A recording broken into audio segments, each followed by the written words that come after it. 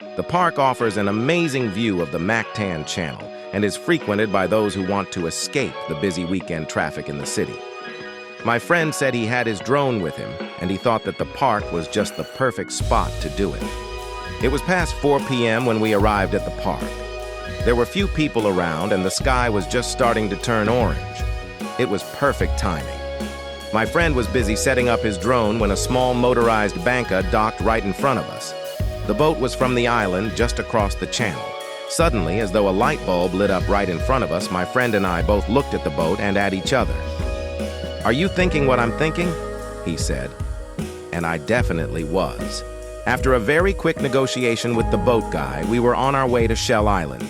He agreed to take us to Shell Island for 50 pesos each. Not bad at all. Less than 2 minutes later, we were on Shell Island. This wasn't my first time on the island. I vividly remember the first time I went there. It was one of those trips with the whole family. I remember getting on a boat and trying to keep a plastic bag from sticking to my slippers. I remember riding on my dad's back when the tide unexpectedly rose. I even remember seeing my mom fuming when seawater flooded the boat and ruined our food.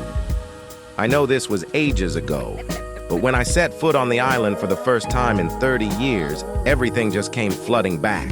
We landed right in front of this dilapidated structure right next to the water.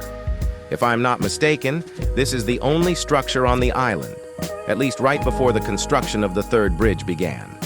And based on the things I saw inside, it's safe to say that someone or some people still currently live inside. Shell Island is only about 2 minutes from Cebu City. Despite the distance, being on the island feels like you are actually worlds away. It's amazing. This half-sunken ship is situated in the shallow water right next to the wharf. This is the same ship that can be seen when traveling along the SRP viaduct. Shell Island is actually made up of several islands.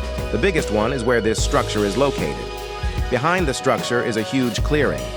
We didn't go there, however, because a few minutes after we arrived, a guy came out from the house and told us that the island was off limits to the public. We had to tell him that we will be gone as soon as we finish taking photos and drone shots. Thankfully, the guy allowed us to finish what we were doing. Thank you, sir. An inter-island vessel slowly makes its way to the Cebu City port via the Mactan Channel.